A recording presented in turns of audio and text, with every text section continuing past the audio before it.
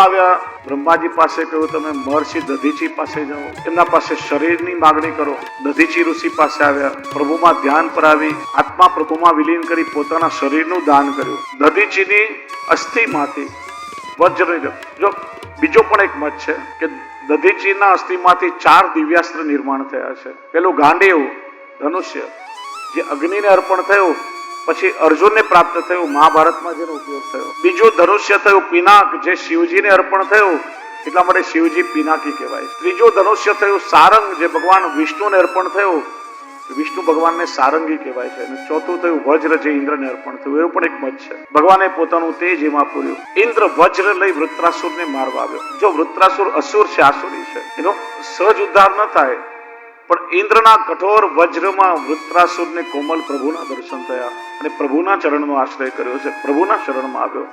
4 શ્લોકમાં પ્રભુની સ્તુતિ કરી, જે ભાગવતજીમાં વૃત્રાસુર ચતુશ્લોકી કહેવાય છે, જેમાં અલૌકિક ધર્મ, અર્થ, કામ અને મોક્ષની માંગણી કરી છે.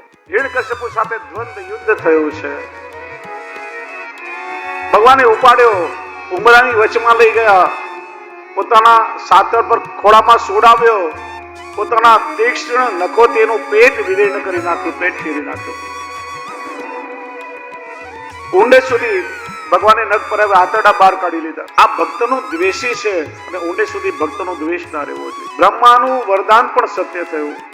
આ બ્રહ્માની સૃષ્ટિનો જીવ નથી, સ્વયં ભગવાન પોતે અવતરિત થયા છે. ન દિવસે ન રાત્રે, સાયંકાળનો સમય છે. ન ઘરની અંદર ન ઘરની બહાર ઉંબરા પર ભગવાને લીધો છે. ન ધરતી પર ન આકાશમાં ખોળામાં સુવડાવ્યો છે. ન અસ્ત્રથી ન શસ્ત્રથી ન જળથી ન ચેતનથી, નખથી પ્રભુએ ચીર્યું છે. નખ એ જળ પણ કહેવાય, ચેતન પણ કહેવાય. એની વૃદ્ધિ થાય એટલે જળ, ને કાપો તો દુખે નહીં, એટલા માટે જળ છે. વૃદ્ધિ થાય એટલે ચેતન કહેવાય. જેમ વાળ એ જળ પણ કહેવાય ને ચેતન પણ કહેવાય. પ્રભુનો આ ક્રોધાવતાર છે. સોનેરી કેસવાળી હવામાં લહેરાઈ રહી છે, જીભ લબકારા મારી રહી છે, ધગધગતા લાલ અંગારા જેવા નેત્રો ચમકી રહ્યા છે. જો ભગવાનના ક્રોધને શાંત કરવામાં ના આવે તો 3 લોકો બળીને ભસ્મ થઈ જાય. કોઈની હિંમત નથી ભગવાન પાસે જવાની. કહે છે ને કોઈનું ન ચાલે ને ત્યાં ઘરવાળીનું ચાલે. દેવો આવ્યા લક્ષ્મીજી પાસે, આપે ભગવાનના ક્રોધને શાંત કરવો પડશે. એમાં શું મોટી વાત છે? એમ તો ઘણી વાર મનાવ્યા, હમણાં ચપટી વગાડીને મનાવી લઈશ. જ્યાં લક્ષ્મીજી આવ્યા, જોયું, એ ભયભીત થઈ ગયા પ્રભુના રૌદ્ર સ્વરૂપને જોઈને.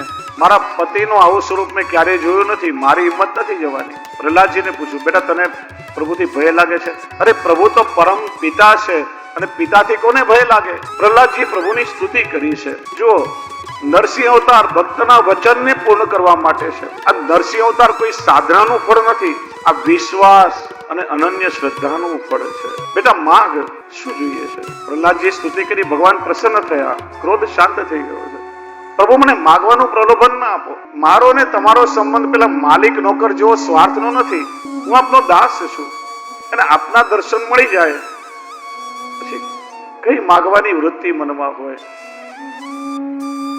પ્રભુ એટલી વિનંતી કરું છું કે મારા પિતાએ આપનો અપરાધ કર્યો છે, એમને આપ ક્ષમા કરી દો. ભગવાન કે તારા જેવો ભક્ત જે કુળમાં જન્મ્યો, તારી 21 પેઢીનો ઉદ્ધાર થઈ જશે. 7 પેઢી માતૃકુળની, 7 પેઢી પિતૃકુળની અને 7 પેઢી સ્વસુર કુળની, એમ 21 પેઢીનો ઉદ્ધાર કર્યો.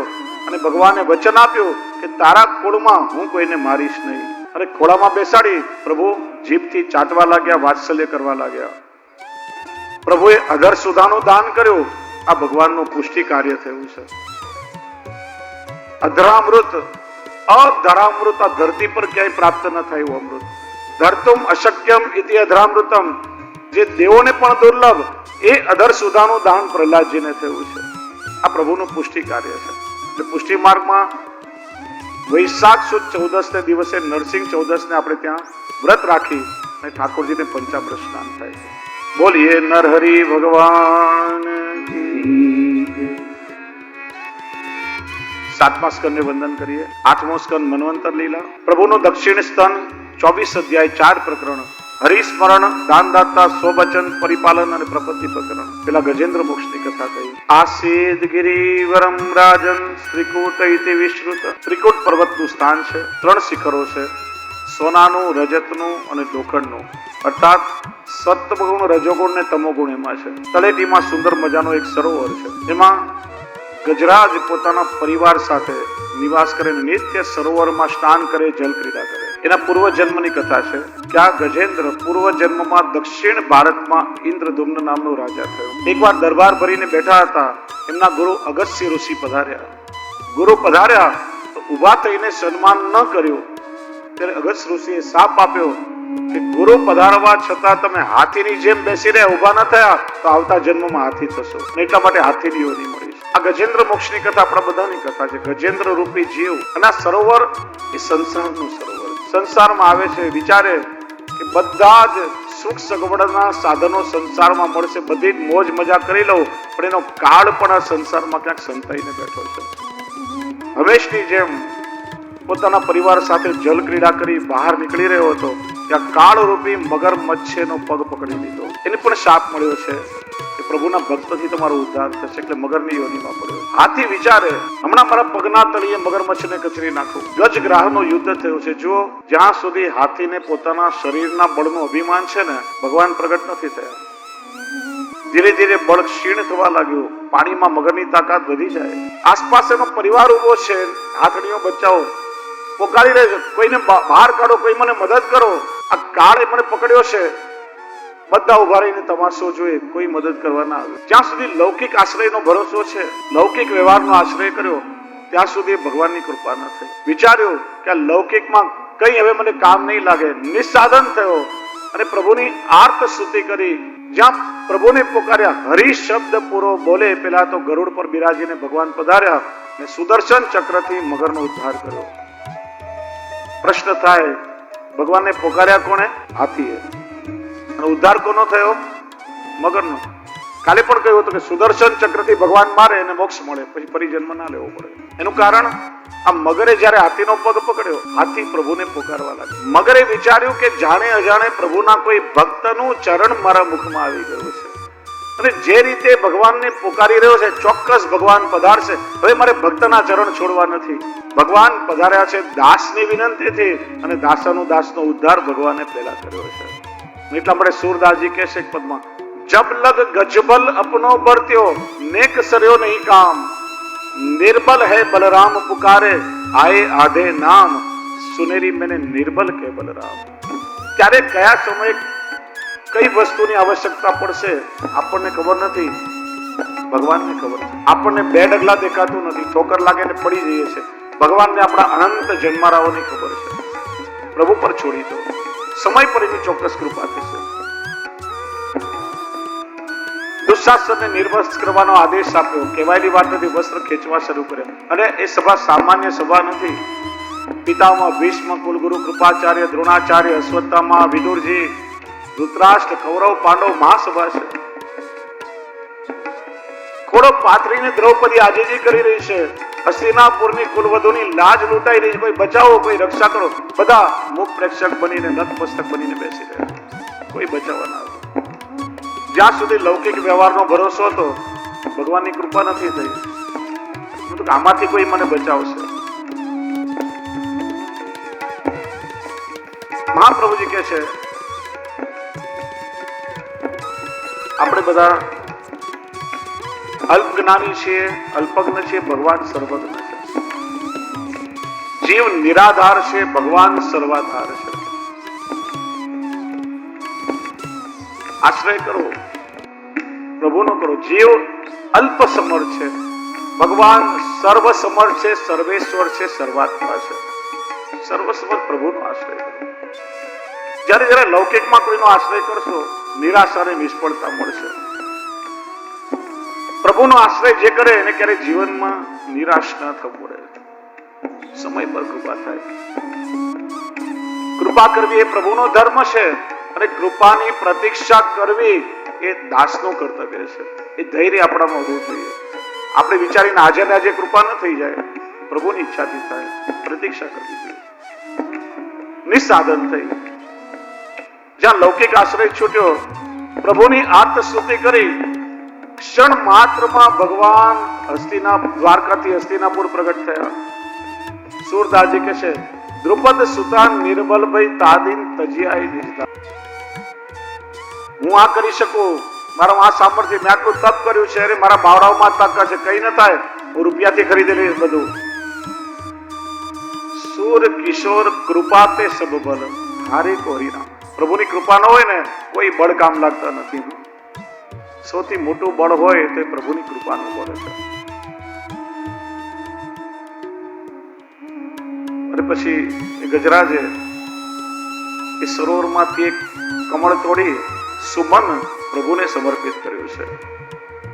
સુમન પુષ્પને કહેવાય સુમન, એટલે આપણું ઉત્તમ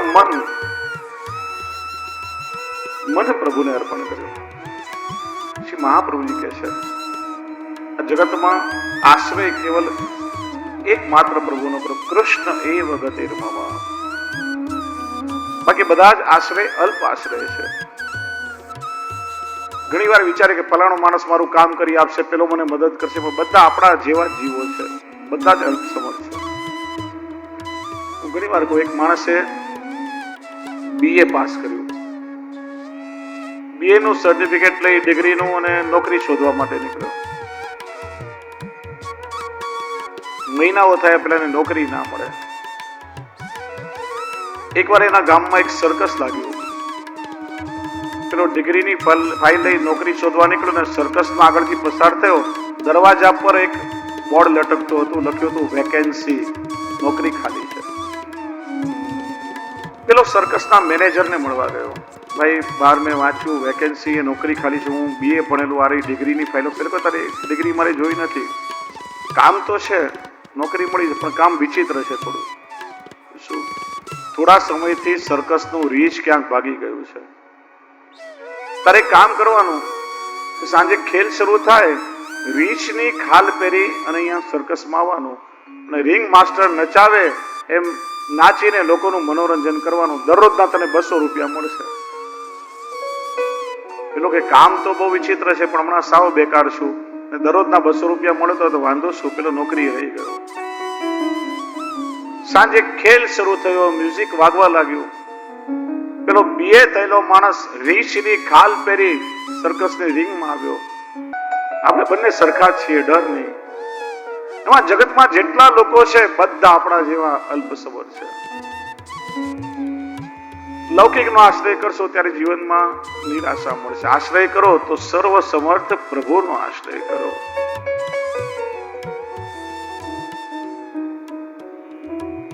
ત્યાર પછી આગળ બલિરાજાનું વૃત્તાંત કયું છે,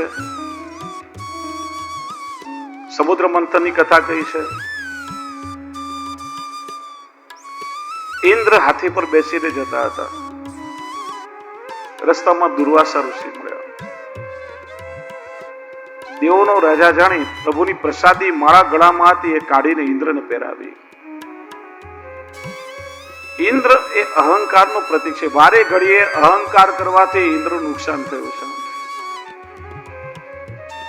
જીવે ક્યારે પણ અહંકાર ન કરવો. અહમ માણસના પતનનું કારણ બને છે. જે કઈ મળ્યું છે દરેકમાં પ્રભુની કૃપાનો અનુભવ કરો. જ્ઞાન, બુદ્ધિ, સામર્થ્ય, ધન, સંપત્તિ જે મળ્યું એ પ્રભુની કૃપાથી મળ્યું છે એવો ભાવ રાખો. મેં મેળવ્યું, મારી બુદ્ધિથી મેળવ્યું, હું કમાયો એવો અહમ કરશો ને તો અહંકાર ક્યારેક પતનનું કારણ બની જશે.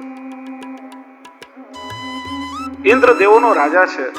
સત્તાના નશામાં છકેલો પેલી માળા કાઢી ગોળ ગોળ ફેરવીને ઘા કર્યો અને હાથીએ પગના તળિયે કચરો. આ જોઈને દુર્વાસાને ક્રોધ આવ્યો, શાપ આપ્યો. રાજા અહમમાં તું ભૂલ્યો, આ પ્રભુની પ્રસાદી માળા છે. પુષ્પ એ ભક્તોનું સ્વરૂપ છે. સુમન ભક્તોનું મન છે અને પુષ્પમાં લક્ષ્મીનો વાસ છે. તે ભક્તોનો પણ અનાદર કર્યો અને લક્ષ્મીનો પણ અનાદર કર્યો. લક્ષ્મી વગરનો થઈશ, દર દરની ઠોકર ખાઈશ ત્યારે ભાન આવશે. અને એ સમયે અસુરોએ સ્વર્ગ પર આક્રમણ કરી ફરીથી સ્વર્ગ જીતી લીધો. દેવો બધા ઘરબાર વગરના થઈ ગયા. આ પુષ્પનું સ્વરૂપ શું કે છે ને, શ્રી ગુસાઈજીએ શ્યામદાસજીને પુષ્પની માળા પરોવાની સેવા સોંપી. શ્યામદાસજીએ પૂછ્યું, કૃપાનાથ આ પુષ્પનું સ્વરૂપ શું છે એ જાણો ને તો સેવામાં વધારે રુચિ થાય. એ ભાવ શું? શ્રી ગુસાઈજી આજ્ઞા કરી, શ્યામદાસ આ કેવલ પુષ્પ નથી, પણ એક એક પુષ્પ સુમન એ વ્રજ ભક્તોનું કોમળ મન છે. એને એક સૂત્રમાં પરોવી માળા સિદ્ધ કરીને પ્રભુના કંઠમાં ધારણ કરીએ તો ભક્તોના મન સાથે પ્રભુનું મન મળે છે. એ સેવાથી ઠાકોરજી પ્રસન્ન થાય અને વ્રજ ભક્તો પણ પ્રસન્ન થાય. બીજે દિવસે પુષ્પ પરોવા બેઠા, પાછી મનમાં શંકા થઈ. શ્રી ગુસાઈજી આજ્ઞા કરી કે આ પુષ્પ એ ભક્તોનું કોમળ મન છે, તો એમાં સોય કઈ રીતે પરોવું?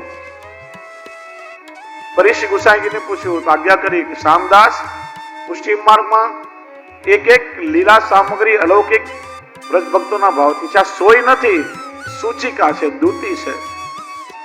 એ વ્રજ ભક્તોના મનમાં અંદર પ્રવેશ કરે, અંદર જઈને કે હવે તમારા ભાગ્યનો ઉદય થવાનો છે, હવે તમને પ્રભુના શ્રીઅંગનું સુખ મળે છે. ઇન્દ્રએ ભક્તનો અપરાધ કર્યો,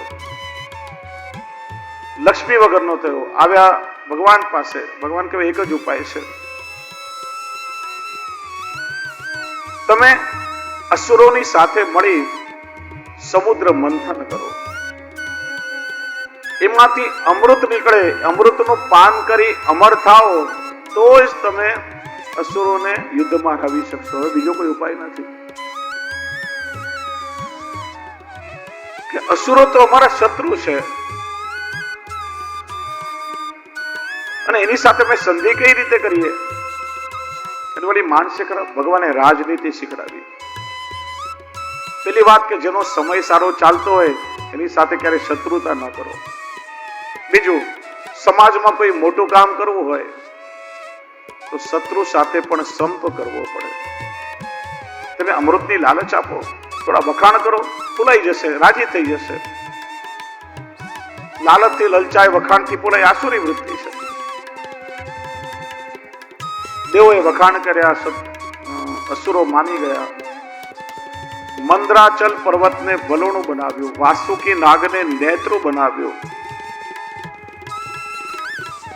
સમુદ્રમાં ઔષધિઓ પધરાવી. જ્યાં સમુદ્ર મંથન શરૂ થયું, મંદરાચલ પર્વત ડૂબવા લાગ્યો. ત્યાં ભગવાને કુર્માવતાર, કશ્યપ અવતાર ધારણ કર્યો. કાચબાનું રૂપ લઈને પ્રભુ પ્રગટ થયા અને પોતાની પીઠ ઉપર મંદરાચલ પર્વતને ઝીલ્યો. સમુદ્ર મંથન સફળ બનાવ્યું છે. સમુદ્ર મંથન કરવાનો હેતુ છે અમૃતની પ્રાપ્તિ, પણ નીકળ્યું છે પહેલા હળાહળ વિષ. વિષનું પાન કોણ કરે? તે પ્રસ્તાવ શિવજીએ સ્વીકાર્યો છે. દેવોએ અમૃત પીધું એટલે દેવ, અને શિવજીએ વિષ પાન કર્યું એટલે મહાદેવ કહેવાયા છે, જગતને બચાવવા માટે. નહીં તો એ વિષથી આખું જગત ખલાસ થઈ જાય. અંદર ના ઉતાર્યું, કેમ કે શિવજીના હૃદયમાં પ્રભુની લીલાનું સતત ચિંતન છે. મુખમાંથી બહાર ન કાઢ્યું, કેમ કે મુખમાં ભગવત નામ છે. કંઠમાં ધારણ કર્યું, નીલકંઠ કહેવાયા. ત્યાર પછી કામધેનુ 5 ગાયો નીકળી, 5 ઋષિઓને આપી. ઉચ્ચાઈ શ્રવા ઘોડો બલિરાજાએ લીધો. ઐરાવત હાથી ઇન્દ્રને મળ્યો. કૌસ્તુભ મણિ પ્રભુએ ધારણ કર્યો. અપ્સરા અને પારિજાત વૃક્ષ બધું સ્વર્ગમાં ગયું. સાક્ષાત લક્ષ્મીજી પ્રગટ થયા. લક્ષ્મીજીને જોતા બધા વિચલિત બની ગયા. બધા વિચારે લક્ષ્મી અમને મળે, લક્ષ્મી અમને મળે. જે લક્ષ્મીની કામના કરે ને લક્ષ્મી ન મળે,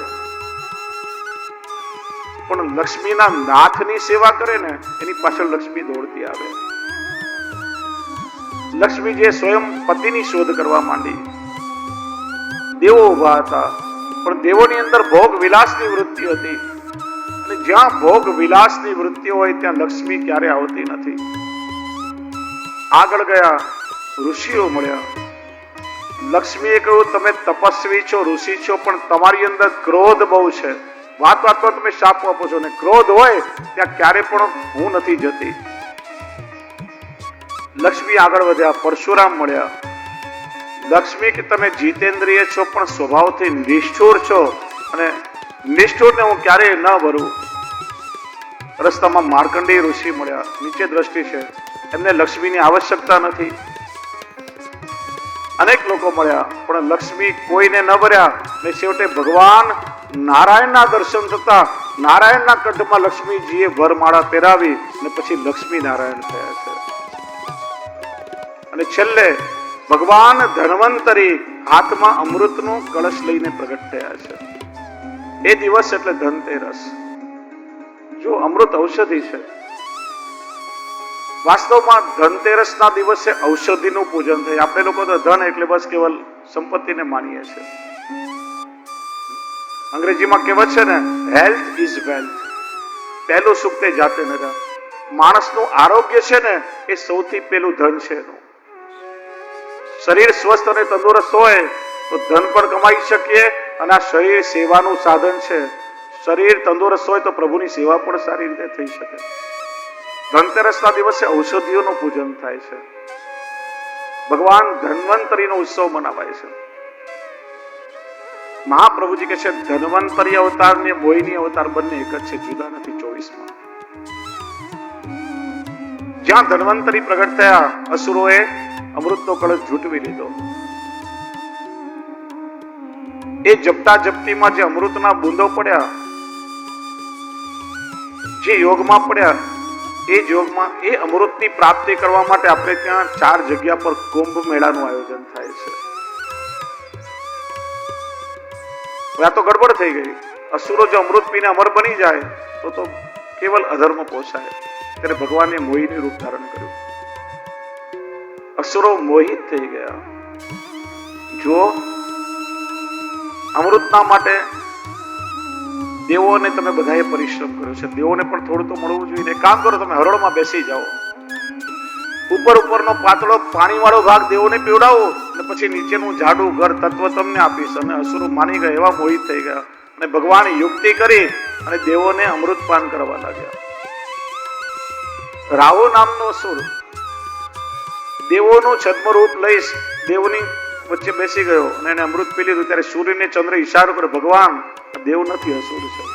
ભગવાને સુદર્શન ચક્ર છોડ્યું. અમૃત પીધું એટલે મર્યો નહીં, એકમાંથી 2 થયા, રાહુ અને કેતુ. અને પૌરાણિક આખ્યાયિકા એવી છે, સાયન્ટિફિક રીઝન જુદું છે, સૂર્ય ચંદ્રની યુતિના કારણે ગ્રહણ થાય, પણ આખ્યાયિકા એવી છે કે સૂર્યને ચંદ્ર ઈશારો કર્યો એટલે બદલો લેવા માટે એ પર્વ પર સૂર્યને ચંદ્રને ગ્રહણ લગાડે છે. દેવ અમર થયા, ફરી સ્વર્ગ પર આક્રમણ કરી ઇન્દ્ર અને દેવોએ સ્વર્ગ જીતી લીધું. ત્યાર પછી આગળ વામન અવતારની કથા કહી છે. ફરી એકવાર બલિરાજાએ વિશાળ સેનાથી આક્રમણ કરી સ્વર્ગ જીત્યું. વારે ઘડીએ દેવોના હાથમાંથી સ્વર્ગ ગયું છે. માતા અદિતિને દુઃખ થયું. દેવ માતા અદિતિએ પતિ મહર્ષિ કશ્યપને બધી વાત કરી, અને પતિના કહેવાથી ફાગણ માસમાં 12 દિવસ પયો વ્રત કર્યું. ત્યારે ફાગણ માસના શુક્લ પક્ષમાં, ભાદરવા સુદ બારસના શુક્લ પક્ષમાં 12ના દિવસે ભગવાન ઉપેન્દ્રનું પ્રાગટ્ય થયું છે. નામ છે ભગવાન ઉપેન્દ્ર, પણ કદમાં બહુ ઠીકણા હતા એટલે ભગવાન વામન કહેવાય. બોલીએ વામન ભગવાન કી જય.